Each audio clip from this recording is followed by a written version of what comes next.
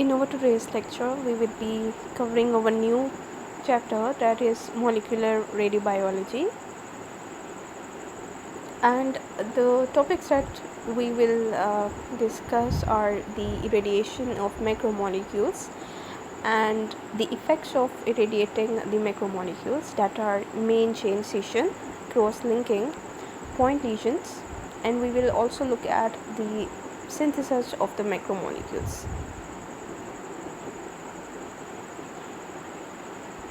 So before discussing the radiation of the macromolecules, we will go through some basic terminologies. You are already familiar with the in vitro and in vivo terms. So we know that in vivo means inside the body and in vitro means outside of the body. So when I am talking about the irradiation of a cell in vitro, that means the irradiation or exposure of a cell with radiations outside of the body. And when I am saying in vivo radiation of a cell, then that means irradiation of a cell within the body.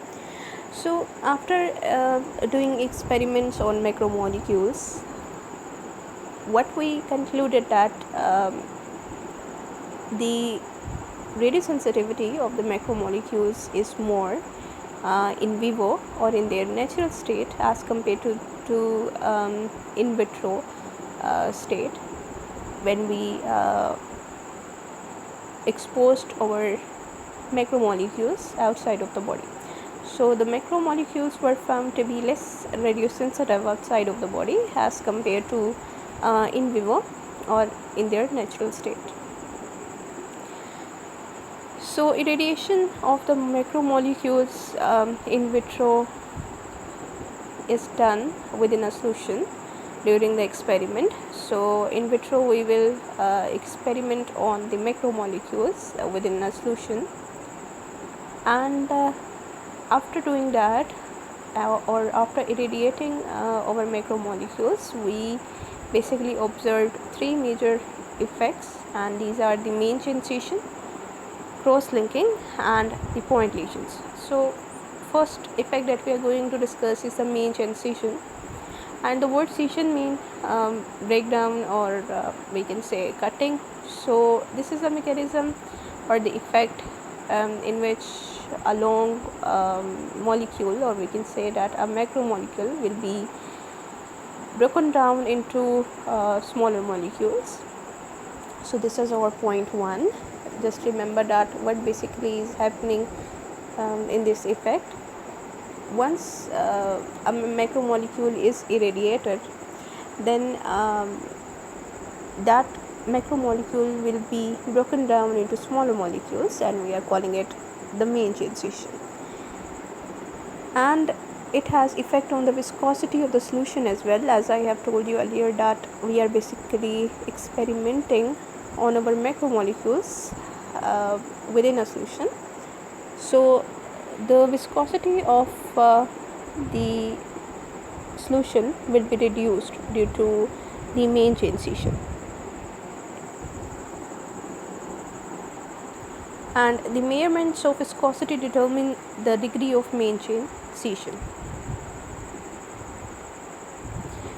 The next effect that we are going to discuss is the cross-linking, and some macromolecules have small spur-like side structures that extend off the main chain, and these spur-like structures will basically help the molecules to link them with either with another macromolecule or with another segment of the same molecules.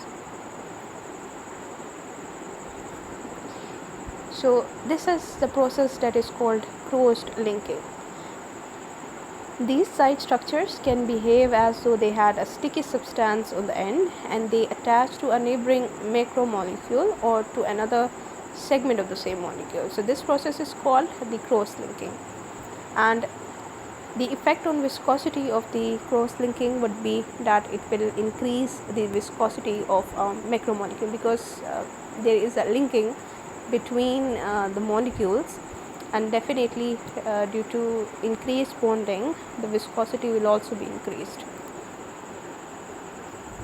The last effect is the point lesion, and point lesion is basically not deductible, but they can cause minor modification in the molecule that can in turn cause the malfunction of the cell, and they can basically result in the stochastic radiation effects at low radiation doses.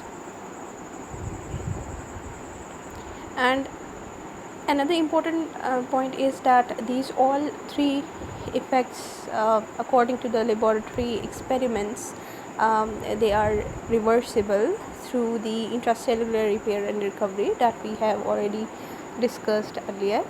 So I would like to repeat these effects through this diagram. So the structure A is basically representing the main chain scission, that is the breaking down of a large or a long molecule into smaller ones. And you can see that once it is irradiated through the X-rays, then at specific point a long molecule has been broken down into smaller ones.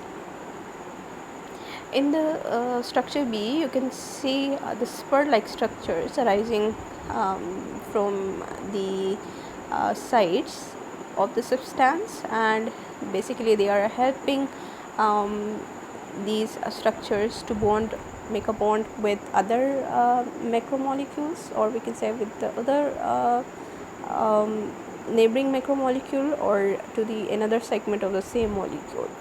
The last one is the point lesion, and due to these basically you can see the modification in a molecule, and due to the point lesion there will be cell damage.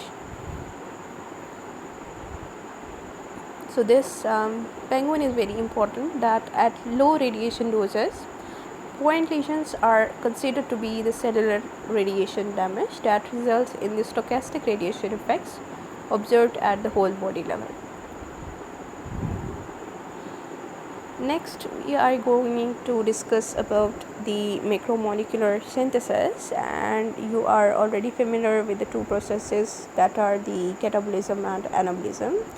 And you know that in our body proteins are very abundant. So the catabolism is breaking down of larger molecules into smaller ones, accompanying the release of energy. And anabolism is when the smaller molecules basically produce a larger molecule for function.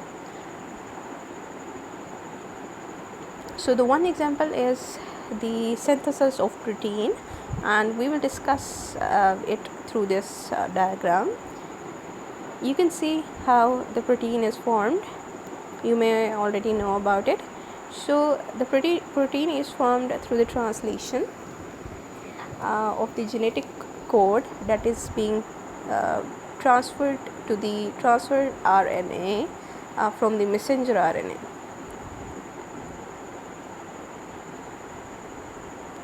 So proteins are manufactured by translation of the genetic code from transfer RNA, which had been transferred from the messenger RNA.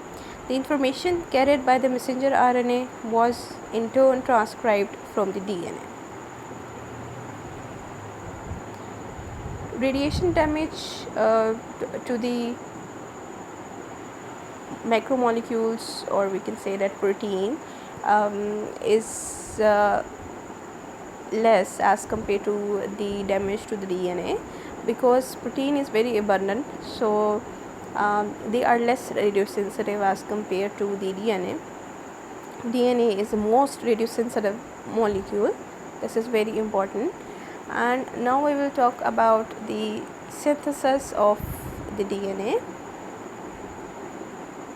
You can see the figure 31.3, and we know that during the G1 portion of interphase, the deoxyribose phosphate and the base molecules accumulate in the nucleus, and then these molecules combine to form a single large molecule that during the S portion of interphase is attached to an existing single chain of DNA, and during the G1 phase the molecular DNA will be transferred, or that it will be replicated into two daughter molecules. So this is a diagram that is showing the replication of the single double helix DNA molecule into two daughter DNA molecules, and this is during the S phase. And during the S phase, the ladder begins to open up in the middle of each ring, much like a zipper. Here you can see that the single double helix DNA molecule is opening like a zipper, and then it is replicating into two daughter DNA molecules. And for the time being, what basically happening, the single chain has no pairing basis.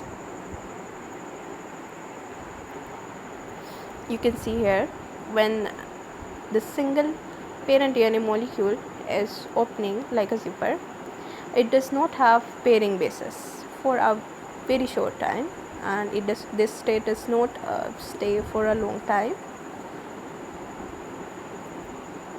and then the replication of the parent DNA molecule occurs and two daughter DNA molecules are formed. So as the cell moves into the S phase, the ladder begins to open up in the middle of each ring, much like a zipper. Now the DNA consists of only a single chain and no pairing of bases occurs. This state does not exist long. However, because a combined base sugar phosphate molecule attaches to the single strand DNA sequence as determined by the permitted base pairing, consequently, where one double helix DNA molecule was present, now two similar molecules exist, each a duplicate of the original. Parent DNA is said to be replicated into two duplicate DNA daughter molecules. So this is how the DNA is synthesized during the interphase of G1. So far we have talked about the irradiation of the macromolecules and the effects that will result due to the irradiation of the macromolecules. We talked about the main chain scission, cross-linking, point lesion.